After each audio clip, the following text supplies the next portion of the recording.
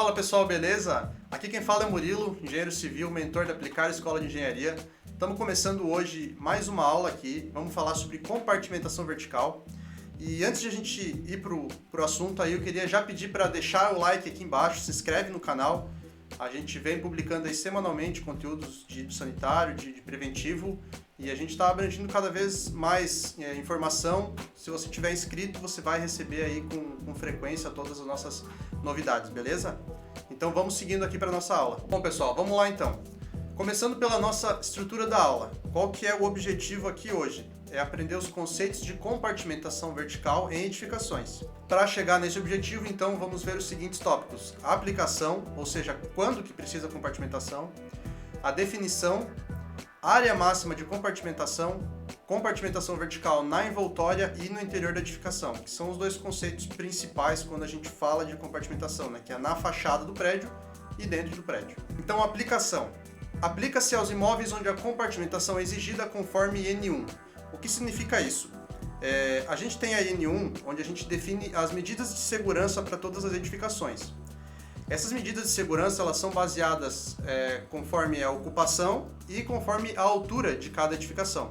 Então eu trouxe aí na tela um exemplo de uma edificação do grupo B, que é uma edificação que pode ser um hotel, uma parte hotel. Se você tem dúvidas ainda sobre classificação de edificação e sobre medidas de segurança para cada uma, nós temos um vídeo já no canal onde a gente abordou esse assunto, então dá uma conferidinha lá. Então eu fui lá na IN1, peguei a tabela 4, que diz respeito à ocupação de hotel, e aqui a gente pode ver que temos uma linha chamada compartimentação vertical e temos aqui uma classificação quanto à altura da edificação. Então vejam que uma edificação térrea, ela não precisa de compartimentação vertical, pode ver que tem um tracinho aqui. Até mesmo uma edificação de 6 a 12 metros, uns 3, 4 andares, ela não precisa de compartimentação vertical. Agora, para uma edificação acima de 12 metros, né, ou 5, 6 pavimentos, até 30 ou mais de 30, é uma edificação um pouco mais robusta, então ela já passa a precisar desse critério de compartimentação vertical. Conforme a gente está vendo aqui, né, onde está marcado X, é porque significa que precisa. Então, basicamente, essa é a primeira coisa que você vai fazer. Vai correr lá na N1, conforme a altura da tua edificação, conforme a ocupação, e vai ver se precisa ou não da compartimentação vertical. Se precisar, então aí a gente entra a fundo nessa N14 e vamos conhecer agora alguns detalhes. É importante a gente definir o que é a compartimentação vertical. A compartimentação é uma medida de proteção passiva. Então vamos pausar aí já para entender. Temos as proteções passivas e ativas. A proteção ativa é aquela que precisa ser ativada com um incêndio. Seria, por exemplo, um caso dos chuveiros automáticos, que eles só vão funcionar se a gente tiver um sinistro. A proteção passiva, ela já está ali preparada o tempo inteiro, independente de ter um sinistro ou não. Então ela vai estar sempre funcionando. E esse tipo de proteção de compartimentação, então, é uma proteção passiva, constituída de elementos resistentes ao fogo, separando pavimentos elevados consecutivos. E está em negrito isso porque basicamente essa é a ideia. Compartimentação, que é separar, e vertical, que está relacionado aos pavimentos elevados, né? O que está um em cima ou embaixo, nesse sentido.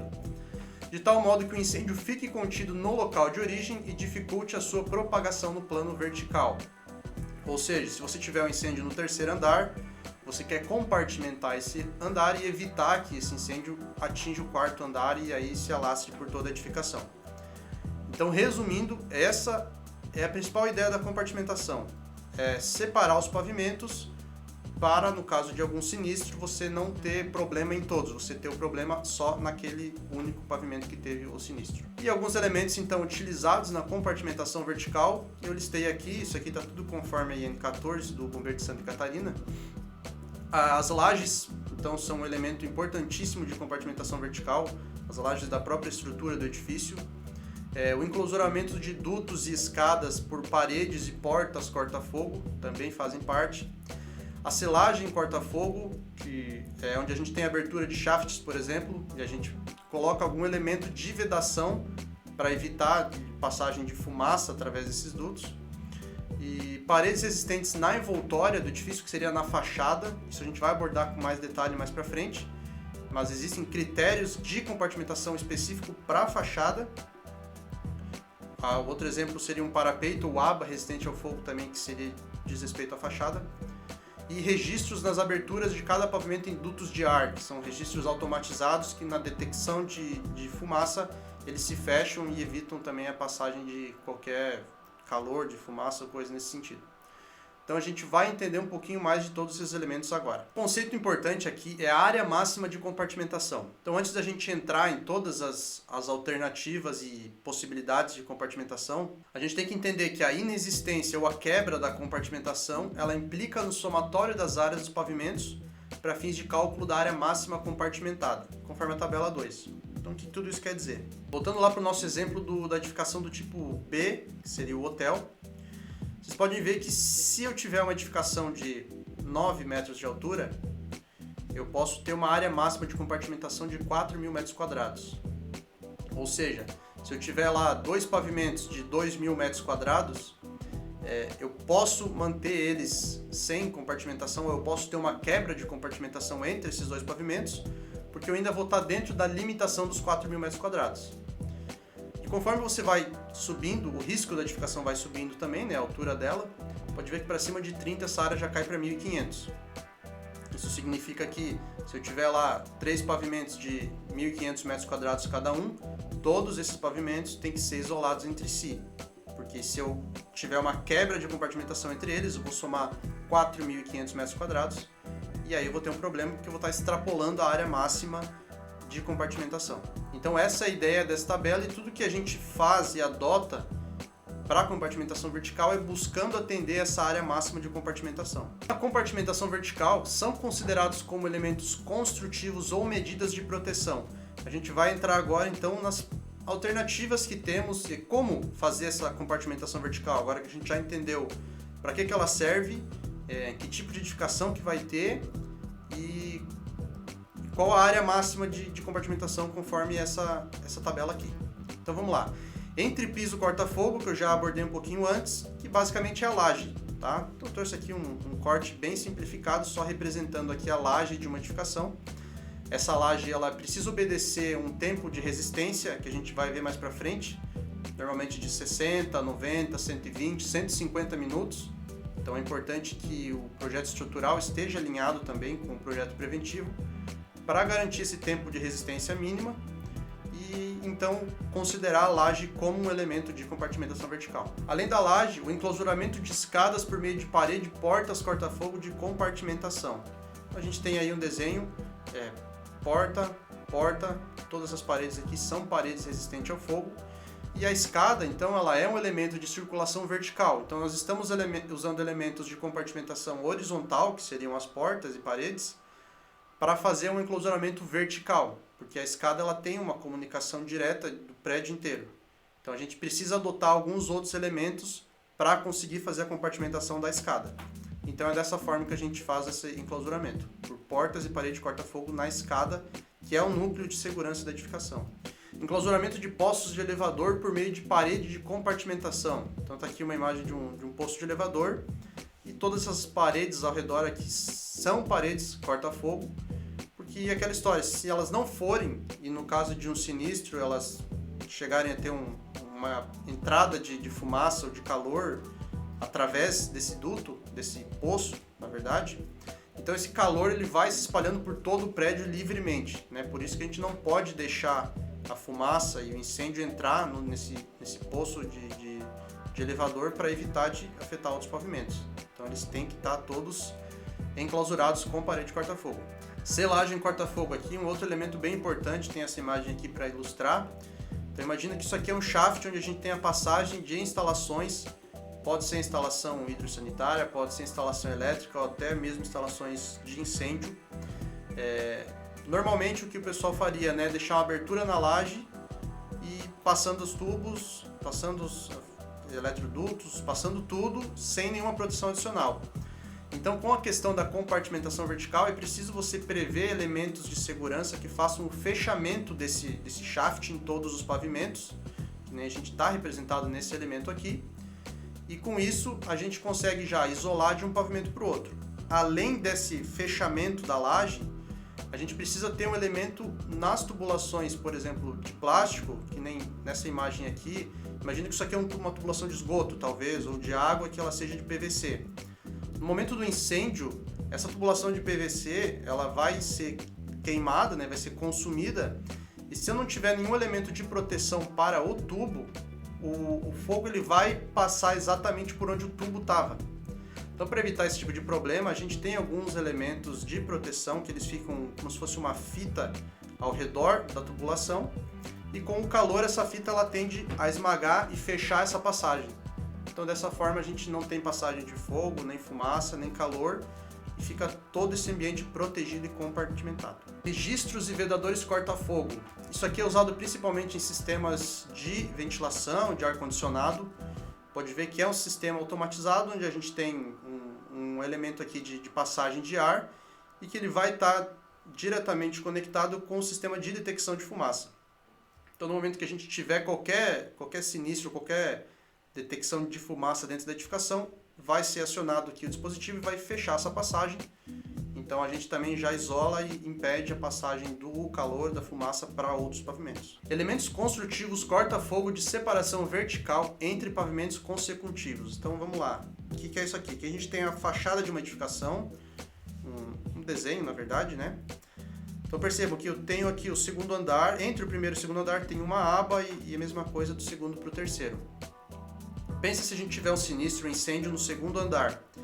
Esse incêndio ele vai tomar conta de todo o ambiente, ele vai quebrar, vai estourar esse vidro aqui, que tem na sacada, e vai começar a sair fogo, né, aqui pelo canto. Se eu não tiver a aba, esse fogo ele vai passando direto para o pavimento de cima, vai quebrar essa janela aqui também no pavimento de cima e vai entrar nesse pavimento de cima. Então, por mais que eu estava isolado aqui com a laje, eu tive o acesso por fora. Então não adianta a gente fazer uma compartimentação meia boca, né? Ou a gente faz tudo ou não precisa atender, né? Então aqui nesse caso, qual que é a solução? É você adotar uma aba. Pode colocar uma aba aqui que vai direcionar o fogo, no caso ele vai subir, vai bater na aba, o fogo, a fumaça, né? E ele vai sendo direcionado para fora da edificação sem afetar as esquadrias do pavimento de cima. É importante que essa aba ela tenha também o mesmo tempo de resistência ao fogo que a gente viu que a laje precisa ter. A gente já vai ver uma tabelinha que especifica isso. Então, em torno aí de 60, 90, 120 minutos. Selagem perimetral corta-fogo. Esse elemento é usado principalmente em fachadas de pele de vidro, tá? Então aqui a gente tem uma imagem onde tem aqui tem a laje, tem uma viga e tem aqui uma fachada de vidro e tem aqui um elemento de vedação. Tá parecido também com essa imagem aqui. Tem diversas formas de fazer essa vedação, mas a ideia também é justamente isolar um pavimento do outro, né? Evitar que naquele espacinho que fica entre o vidro e entre a laje aqui, você tenha a passagem de fumaça e calor, o fogo, coisa nesse sentido. Então existem elementos de segurança específicos para fachadas de vidro. Ainda temos dispositivos automatizados de enrolar corta-fogo, que são portas metálicas, na verdade, automatizadas. E aí no caso de qualquer sinistro, elas são acionadas aqui, a porta fecha e isola, né? Uma porta resistente ao fogo. Bastante utilizado aí em indústrias esse elemento. Uma forma de fazer a compartimentação na fachada é através de vigas ou parapeito que separem as aberturas verticais em no mínimo 1,20 m. Então tá aqui nosso modelinho de edificação, temos um pavimento embaixo e um pavimento em cima. O que está acontecendo aqui? Eu tenho um peitoril, tenho uma esquadria, tenho a verga, tenho a laje, tenho o peitoril, esquadria, verga, segue todo esse modelo para cima. Percebam que aqui a distância entre o começo dessa verga, né, a divisa da verga e esquadria, até lá em cima, onde a gente tem aqui um parapeito, um peitoril também com a nova esquadria, a gente tem pelo menos 1,20 m de distância. Então, se você tem uma edificação que precisa atender a compartimentação vertical, ela precisa atender a compartimentação vertical na fachada e na parte interna. Para a fachada, esse é um jeito. Se você tiver acontecendo isso na tua edificação, tá atendendo, beleza? Então tem que ter pelo menos 1,20 m e toda essa verga, esse parapeito aqui, eles precisam atender aos TRRFs, né? O tempo de resistência que a edificação precisa como um todo, né? Que a estrutura também precisa atender. Então esse é um formato. Uma outra possibilidade é a utilização de abas, que a gente já viu num exemplo de antes. Então tá aqui, abas de 90 centímetros, né? Então pode ver que em relação a essa imagem de antes, a gente tem uma verga do mesmo tamanho, porém um parapeito aqui, um peitoril bem menor, tá? Então nós não temos 1,20 m entre peitoril e verga, mas a gente tem uma aba, tá? Então tendo uma aba, a gente tem aqui o fogo batendo, digamos, na aba e se direcionando para fora sem afetar o pavimento de cima, tá? Então essa é uma segunda possibilidade que já tem um impacto estético consideravelmente maior, mas também uma forma de atender a compartimentação na fachada. E o terceiro formato seria então para edificações de baixa carga de incêndio, você pode utilizar o somatório de uma aba com essa distância vertical da verga. Então tá aqui, ó. Digamos que essa verga seja a letra A e a aba seja a letra B. Se o somatório da verga com a aba der pelo menos 1,20 m, também está valendo. Em edificações de baixa carga de incêndio, você pode adotar essa solução e aí assim atender a compartimentação vertical, certo? Então temos três principais formatos de compartimentação de fachada. E eu quis trazer aqui porque aquela compartimentação interna a gente sempre consegue dar um jeito, basicamente seriam as aberturas ali, escada, elevador, mas na fachada então que tem esse impacto maior e que tu não pode ter um problema, tu não pode construir essa fachada errada e depois para resolver tu vai ter um grande problema. Então é importante bater nisso aqui, vocês prestarem bastante atenção com a compartimentação vertical na fachada. A gente ainda tem fachadas que são de pele de vidro, né? Em edificações com fachada totalmente envidraçada, os elementos envidraçados devem ser do tipo corta-fogo. Aí a gente tem um problema porque um vidro corta-fogo ele é consideravelmente mais caro que um vidro comum. E se você tem uma pele de vidro, quer dizer que você tem muito vidro na fachada. Então muitas vezes economicamente isso não é viável. Então existe também uma outra alternativa para isso, que é o que diz a norma na sequência. Caso os vidros utilizados não sejam tipo corta-fogo, a edificação deve atender os seguintes requisitos. Deve haver separação vertical entre os pavimentos da edificação por elementos corta-fogo imediatamente atrás da fachada. Então o que está acontecendo aqui na imagem? Nós temos essa linha preta aqui representando a fachada de vidro. Paralelamente a gente tem a parede, digamos, da edificação, né? Com o peitoril aqui e com as vergas. Percebam que eles estão unificados esses elementos, então a gente tem os dois, né? A gente tem a fachada lá fora de vidro, beleza? Mas continua atendendo internamente esse afastamento aqui, por exemplo, do somatório, né? Da verga com o peitoril para separar um pavimento do outro, tá? Então basicamente é isso que acontece. Se você quiser colocar só a fachada de vidro sem essa parte aqui da verga e do peitoril, aí você vai ter problema, você vai ter que utilizar um vidro do tipo corta-fogo. A gente tem que ter aqui imediatamente atrás da fachada, né, os elementos de separação, a instalação de parapeitos, vigas ou prolongamentos do entrepiso, sendo o afastamento mínimo entre verga e peitoril de pisos consecutivos de 1 metro. Então antes a gente precisava de 1,20 m, se você for buscar nessa imagem aqui, ele pedia 1,20 m sem a fachada de vidro. Aqui a gente já pode utilizar esse conceito aqui pelo menos 1 metro, né, um pouquinho menor. Então, nós temos outros elementos de separação aqui na fachada. Todas as frestas ou aberturas entre a fachada cortina e os elementos de corta-fogo de separação devem ser vedados com selo corta-fogo. Então tá aqui, ó. A gente tem esse pontinho preto aqui também, de isolamento, que na verdade é uma selagem. Então ela ajuda, né? Caso a gente tenha um sinistro aqui, um incêndio quebra aqui essa esquadria, e no momento que ele entraria para passar por toda a edificação, né, entre o vidro e a fachada, ele encontra um elemento de selagem aqui nesse pontinho preto. E aí o fogo ele não se espalha para o andar de cima, tá? Então você precisa das duas coisas. Você precisa do parapeito, da verga, da somatória e desse selo para ajudar na compartimentação. Por fim, é importante que essa fixação aqui ela esteja conectada à estrutura da edificação para você não ter um rompimento dela, porque a estrutura da edificação vai trabalhar um pouco e nesse trabalho aí, nessa movimentação da estrutura, se tiver preso junto a fachada de vidro junto com a edificação, essa fixação aqui, aí você pode ter problemas de desplacamento desse selo e você rompe a tua selagem aqui, perde todas as características de compartimentação. Então essa que é a norma que está trazendo para a gente também. De compartimentação de envoltório, então esses eram os principais elementos. A A gente viu lá então para a fachada todo esse esqueminha aqui de abas e tal, e de distância vertical, e vimos também a questão da fachada de vidro. Para a compartimentação no interior da edificação, então, que seria o outro ponto que eu vou bater aqui, que traz mais dúvidas, né? Vamos falar antes do TRRF, que eu abordei lá no começo, que é o tempo de resistência, né? O que seria isso, ó?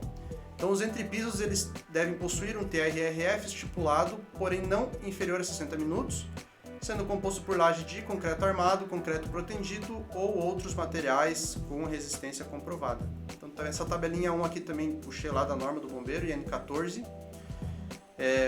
De novo, podemos usar nosso exemplo do hotel, está aqui na linha o grupo B, divisão B1, B2. Se eu tiver um hotel de 50 metros de altura, todos aqueles elementos estruturais que eu comentei que precisam ter um tempo requerido de resistência ao fogo, então eles estão especificados aqui, né?